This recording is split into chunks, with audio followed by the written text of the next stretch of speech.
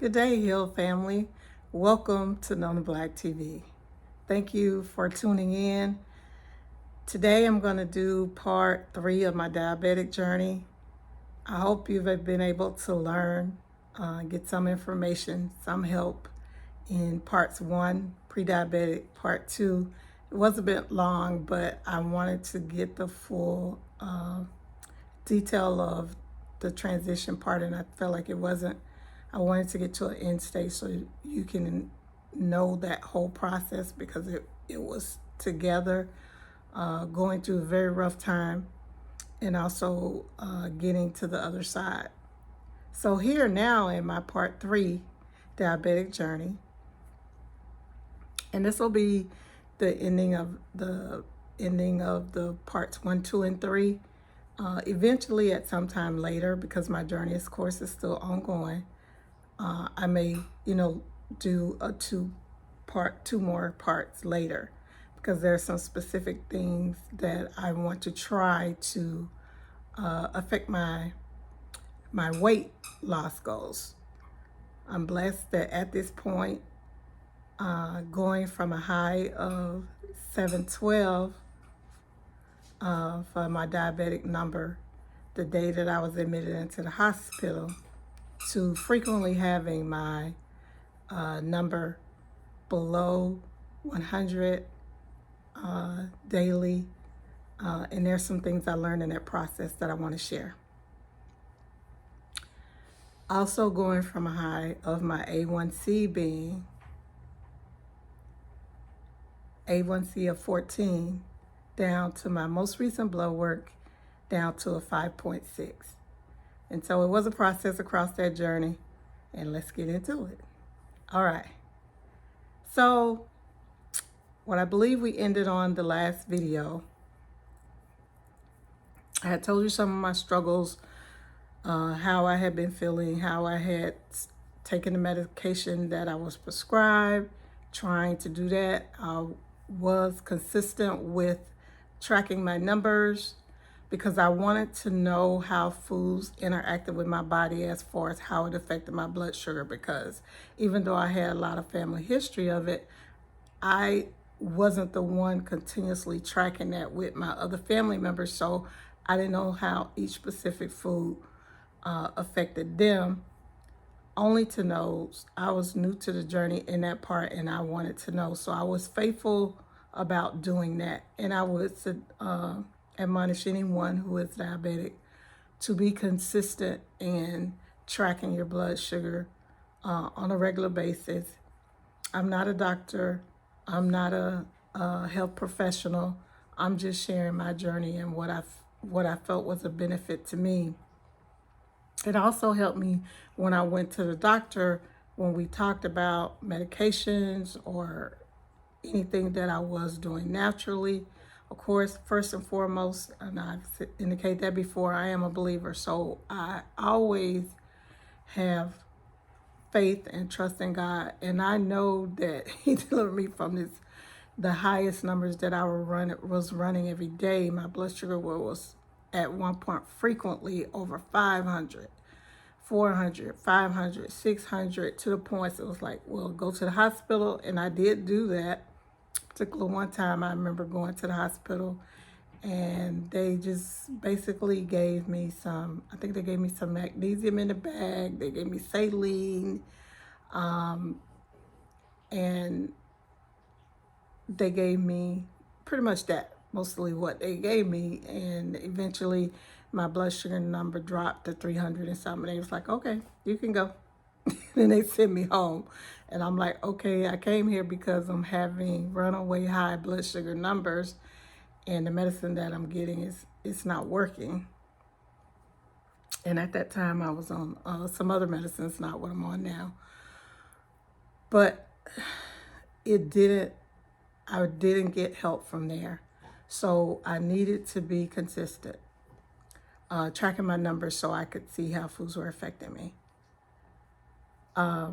So in that process, like I say, when you go to the doctor, you want to be as informed as possible. You want to be open and honest with your doctor about how you're feeling, whether you're feeling well or whether you're not.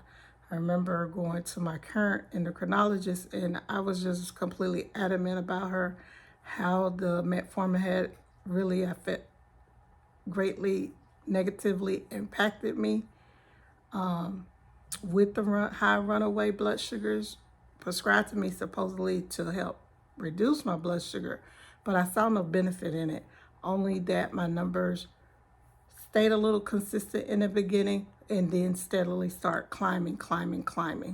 And also many others who I talked to had had some of the same issues. I will say there is like one or two other people who I know who say they took metformin and didn't have a issue, but whenever I ask them about the A1C3, sometimes it's still high. So just take that with a grain of salt. I only know for myself and how it didn't work for me. So another thing was the educational part. You have to know what your medical plan offers and the benefits. They had a diabetic class that I could take through would pay for by my medical plan through, the facility, hospital thing. So originally when I first tried to take that, they were going to charge me like $750.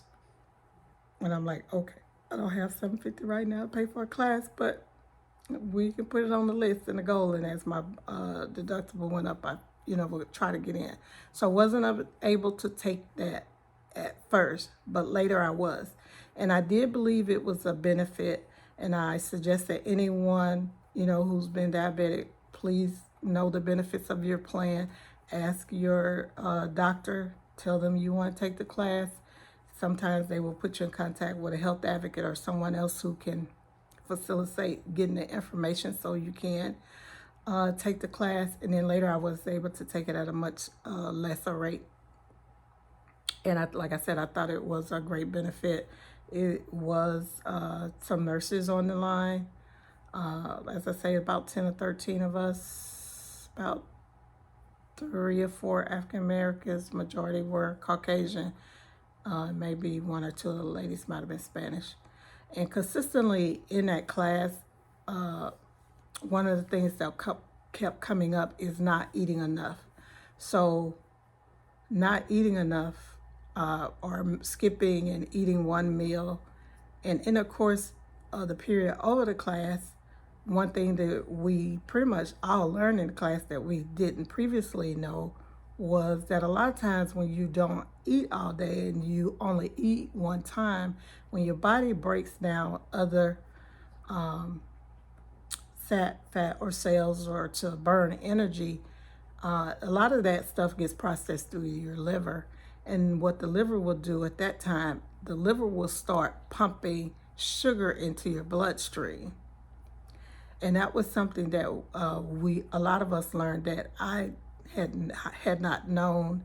Most people think, of course, only you only being impacted by your pancreas as far as your insulin level, but you can also be being impacted by your liver, especially if you're not eating consistently and eating healthy. So that was that. We learned that part. We also learned about the taking of your blood sugar prior to eating, waiting post after you eat a full 2 hours before you take it again, because a lot of times the doctor wants to see how your blood sugar or what your blood sugar is after you eat. And so on the regimen I am on now, I take a maintenance slow acting insulin, and then I also, which is Levemir, I also take a Trulicity for my once a week insulin. And so I've been blessed ever since that I have been on Trulicity and Levemir combined, that my blood sugars have been very good, and they came down dramatically, and they've been able to stay now. And my A1C3 has been as low as 5.5. I do consistently try to eat right. Of course, I do have my days or, occasions where, I just crave something that, maybe I shouldn't have, but I try to let that be far and few between. And if I do that, then I'm back on course like the next day or whatever. And consistent things that I know that help, I know I indicated this in the last video, is to make sure you eat breakfast. So I'm adamant about eating something for breakfast, unless I'm doing something on a fasting. And typically, I will have egg whites and whatever else I choose for the morning. I will be doing a mini part series on reimagine breakfast and some things things I learned to, not just pigeonhole what breakfast could be, because a lot of people don't eat breakfast because they feel like they're not hungry. They don't necessarily like breakfast foods, quote unquote breakfast foods. But you can change what you eat for breakfast. The thing is to make sure it's something that you like, but it helps your body. So a healthy protein in the morning, it makes you fuller across the entire day, and it sets your body at a point in the morning to start burning. It's good to have your vegetables, or sometimes I'll have a smoothie. Have your fruits, or sometimes a smoothie in the morning. And so those things I found were a great impact to me. And I can tell if I don't eat enough in the mornings for breakfast, I tend to maybe have more hunger later in the evening. Another thing that I did learn that was of benefit to me in monitoring to my blood sugar, I learned that try to let my lunch be my heavier meal. Of course, sometimes your dinner may be the heavier meal, but so it won't always be the case. But if your heavier meal can be at your lunchtime, it's just helped me have lower blood sugars in the morning. So what, I would have a breakfast. Say I had egg whites, some maybe strawberries, an orange, and have that for breakfast. Sometimes I could rotate it and have coffee, of course, and I always have water in the morning. Or sometimes I could rotate that and have maybe some oatmeal with a little fruit on it. Another type of fruit, you can seasonal, like nectarines, plums, I like pretty much any type of fruit. And then you can have that along with one thing Weight Watchers did, which one reason I love the old Weight Watchers, and I'm considering doing it again. So that might be a part, if I have a part 4, will probably be my journey on that. Is you could have, and Weight Watchers a lot. What I learned about it in the meat process is portion control. So you can have like bacon in the morning, but 3 slices, and that's your limit. And that would be in your, whatever your weight, for me, what mine was at the time. And it worked for me, and I was still able to lose weight doing that. So that was a benefit. The other thing also was chicken wings. And a lot of times, of course, you go out places, the first thing they have like anywhere from 5 wings, 6 wings, 10 wings, 12 wings, 20 wings, but you have to, that was another thing that I did learn in Weight Watchers, is learning when you eat to be satisfied and not eat to clear your plate. Not get to a point of eating where you overstuff yourself and you feel gorged or overfull. And then if you get in a habit of doing that, of not doing that, if you do that, you can very clearly tell that you've done that, and it doesn't feel good. So that was another thing I learned. So and sometimes breaking your meal up, if you're only hungry enough to eat half of the portion of the dinner or whatever it is, eat that half, set the other side of half, and eat that at a later time, maybe for a snack or for another meal, and you've already reduced your calories there. But then what I was saying was eating a breakfast, then eating a lunch, maybe a large salad, maybe a sandwich, a sub sandwich or something like that if you like it, or even if not a salad, maybe that time to eat something like with chicken or protein, other type protein, and maybe have vegetables with it or something like that. And then my third meal, I learned if my third meal I ate and I didn't eat any meat with it, my blood sugar numbers the following morning were lower. And a lot of times, I believe the first couple times I did that, my blood sugar was like 87, 89. So that was because I was getting low blood sugars under 500, lower, but I couldn't like break that 100 mark. So I did notice that like the first time I had did that, my blood sugar was under 100 and it was it was about 87, 89. And so I do that from time to time, and there's nothing wrong with having like vegetarian days. I'm not vegan, but even if you're not fully vegan, you can have vegetarian days, and just because your body needs protein, so just have to have a different kind of protein. And I learned to put chickpeas, maybe on my salad if I didn't put turkey or ham or something like that. Sometimes I use kidney beans as well, like hummus on occasion, different things like that. So, or if you like, one thing my mother used to do, which I used to love, and back then we didn't even think about that being vegan days, but and we would be full, is she would, for our dinner, and you'd be like, you ever been to, in the old days, we'd go to the refrigerator and you'd be like, oh my Lord, what we gonna eat? Don't look like there's much in there. But she would whoop up a meal and come out, and we would have like field peas, and I still love them today. It's like field peas and rice, and hot buttery rice. And she used to take those big jumbo tomatoes and cut them in thick slices, and she would put salt and pepper on them. And then right there you have your vegan meal. And it's healthy. And you have your protein from your field peas, so it's a healthy option. So that's what I learned. And then a lot of times if I do that later in the day and don't eat meat, normally might have a salad, or like I say, maybe one of that, like I might just eat a whole veggie plate. Like it could be broccoli and corn, and some other kind of, or some kind of peas or beans or something like that. So it's a healthy option. And of course now I like cauliflower, Brussels sprouts, any kind of green. So also, and I did mention previously before about the meal preps.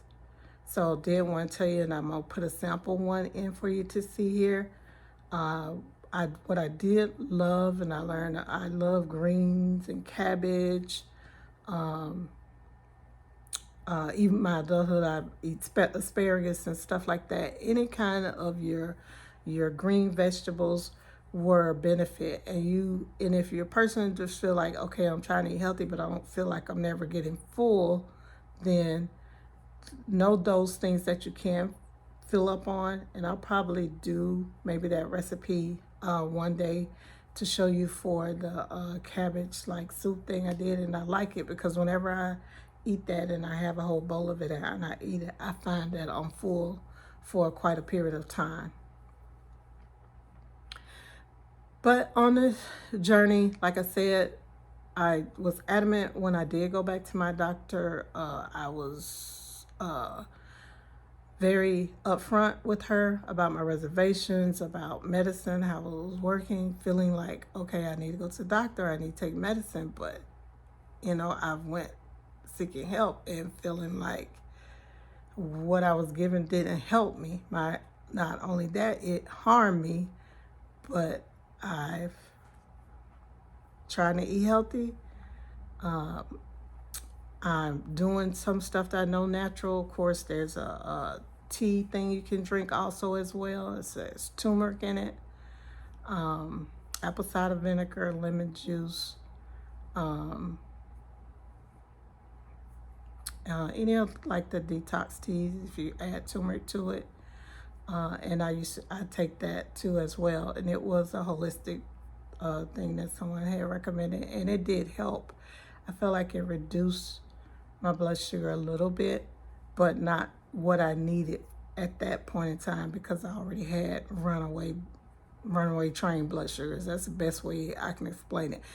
They weren't going up slowly. It was like a runaway train and you couldn't stop it. And there was nothing I could do. I'm blessed to say that I'm on the other side of it, that it's hard to explain to someone if you've never been diabetic, but I know it doesn't affect everyone the same way, so it may affect you differently, but kind of a way to explain it is, like if a child has a fever, it's not exactly that same level, but if you have a fever or a child has a fever and they, say the fever go down, they seem to be fine, they feeling a little better, and as the fever rises, they get a little wilted. They start feeling not so good. They're laying down and their head down like that. So when my blood sugars were runaway high like that, I was like that, feeling sometimes weak and also just extremely tired and exhausted, and just seemed like it was taking more to focus. It was just taking extra more to focus. And then I did learn, and I think I stated that before in one of the previous videos, is the potassium level, because some of the weakness and lightheadedness I felt when I thought it might have been coming from the insulin that I was taking, because my body was new to that. Was one of the reasons when I was in the hospital 5 days, the doctor said, well, if you never taken insulin before, it affects people differently. You have to make sure your body adjusts to it. So that's one of the reasons they keep you. So I just thought that the insulin was making me feel lightheaded and bad and stuff. And in actuality, even though I did know in there that my potassium was low, like I said, I was blessed with an angel of a nurse who really took the time to talk with me and explain some things to me. And like I say, she gave me very valuable advice. So I was consistent with trying to make sure that I was taking my potassium, and then with me coming home and taking it and making sure that I took it, I start to see that when I did take my potassium, that I didn't feel as I didn't feel lightheaded. I didn't feel quite as weak. I didn't feel that shaky feeling. So it made a tremendous difference. So just always consult your doctor, always consult a health professional. When you're getting your blood work done, make sure they're checking your levels for that. All of those levels, and make sure you're getting the results of it. I was a little bit upset myself because I had did my blood work or whatever, had an appointment. It's like, okay, you gotta have another appointment to talk about your blood work. Okay. So then we have another appointment. I'm like, well, do we have to? Can you just tell me what it is over the phone? But anyway, another appointment to talk about the blood work, which was good. So my blood A1C 5.6. Even my thyroid had went up some, and I thank God for that. And everything else pretty much was in line. One other factor they were saying was a little high, but of course, always going to be trying to do it with diet and exercise and go from there. We'll see about that. So I'll continue to be working on those things. We'll continue to share things that I know, recipes that I know worked and helped me. Of course, and if there's any recipes that you know of, or diabetic recipes that you know of, hit me in the comments and let me know. I would surely like to try it. And of course, if it's good, works for me, I'm welcome to share with our Heal family. Of course, as we talked and indicated before, this channel I started for H for Health was just wanting us to focus in on our health, us as women, even in sometimes men, we're so busy running around doing things for others, taking care of others, trying to, take care of everything that we have in a day, that we don't always remember to put our health first and take care of our health. We have one life to live, and we can choose blessings or cursings. So we have to do all we can. And then, like I said, I was that person, always getting my physical, always doing this. And then I still was diabetic. So my family history had a lot to do with that. I think I did push it off more years than if I had not done some of the things I did in my pre-diabetic journey. I think I probably would have been diagnosed diabetic earlier. So I do believe functioning and trying to be active and lose weight and eat correctly, and those things did help. But as my body went through wholesale changes as a woman of particular age, going through other things in my body, things that I never considered to be an issue would pop up. So like my thyroid issue, which I had never had in my entire life, or even anywhere near close to the point of anyone saying that the number was low or high or anything like that. So that was something else. And if I can put it on the radar for someone, and it's something for them to think about and talk to their doctor about and consider, then that's why this channel was created. Of course, health.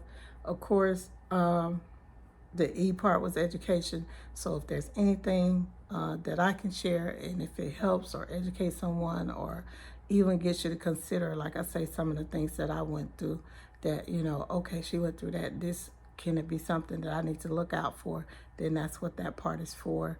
And then also education. You learn from me, I learn from you. And also in A for abundance and have an abundant life. I want us to be able to enjoy life. The whole reason we're here, so that we can enjoy life. And I believe what the word says, that Jesus came that we might have life and have it more abundantly. So that is part. So if a recipe helps make something a little easier or help you get through the day or something encouraging, then I've done my job, and I'm happy to do that. And then, of course, life just continually goes. Life with children, life with family, life with significant others, if you have that as well. And that's all good and fine. But we want to have life, and we want to make sure that we're living our best life. We want to make sure we're living our best life. We're walking our purpose and our destiny, and that we're also considering others. So, and that's another one thing that I have done as I've gotten older, is really when I pray to ask God to help me be better in my communication with my young people, as my children have transitioned from kids into adulthood, to not, when you hear me call them my young people, I don't reference to them as my kids, because they're not kids anymore. They're not babies. Yes, they will always be my babies in my heart, but they're not babies anymore. They are adults. So when I speak to them, communicate to them, talk to them, address them, I also have to be cognitive in how I speak to them as well. I demand certain respect, and they do that for me, and so I also respect them. So it goes both ways. We have to get into that on another video. Many years ago, went to a Bible study that Pastor McKnight was teaching, and it was on Better Homes, Better Families, and it changed my life. So that'll have to be a video for another day. Did want to share this third part of my diabetic journey, how I came from my high of A1C 14 when I was in the hospital diagnosed now. So I go to my doctor regularly. I check my blood sugar regularly. I try to eat healthy as much as possible, get in as much exercise as I can. I am limited in some of the things that I can do from injuries, but I do try to get in exercise. So it takes a bit of all of that working together, and in conjunction with my doctor, Like I said, I'm on Trulicity, and that has worked for me, along with my slow acting insulin, Levemir, and so that's been a help and a benefit to me. I'm definitely considering doing Weight Watchers under the new WW. Definitely consider it. Hit your girl, WW sponsor.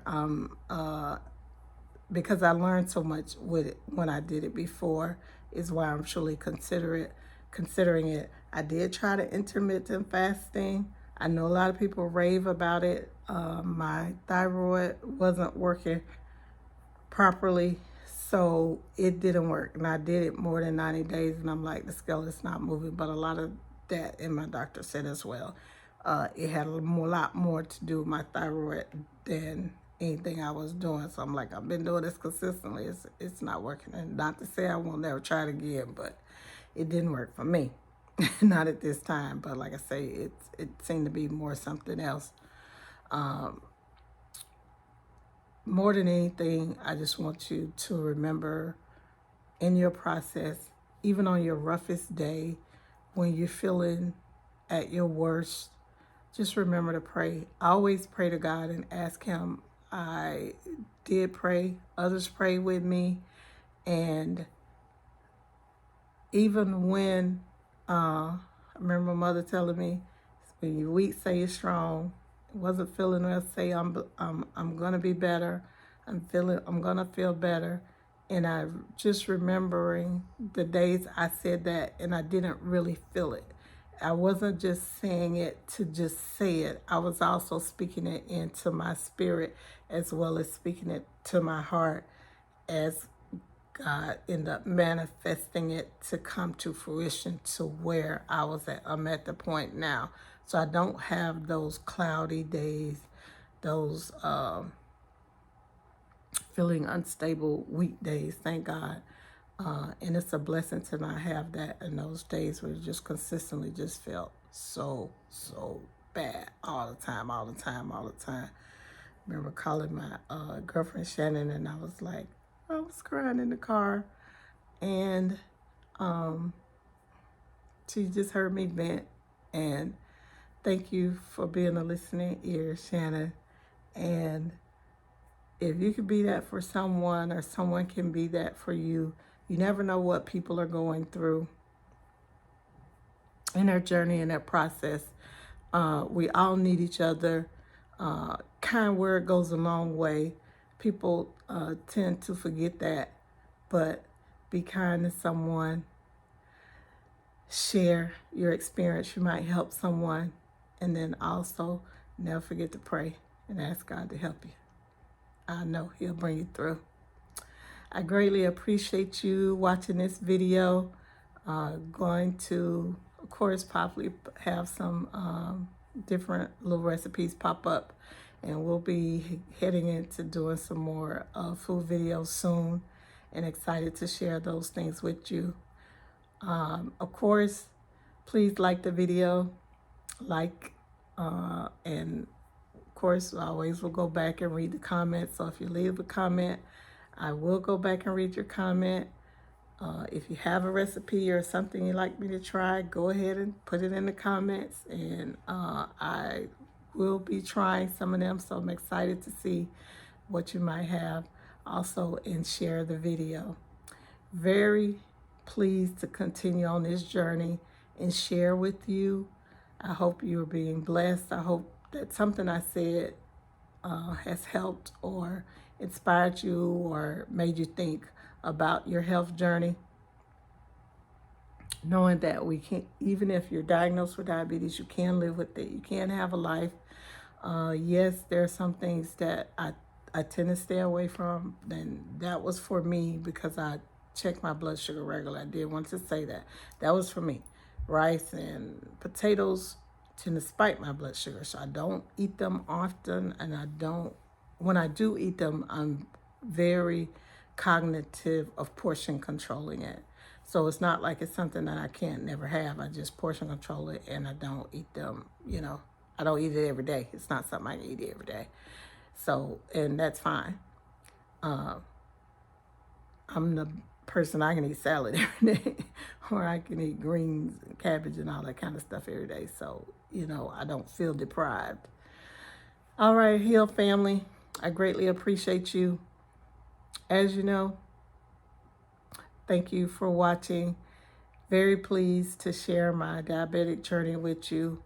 Want you to know that, you know, I prayed that when the videos go out and people do take the time to watch, that you're being impacted and you're being blessed.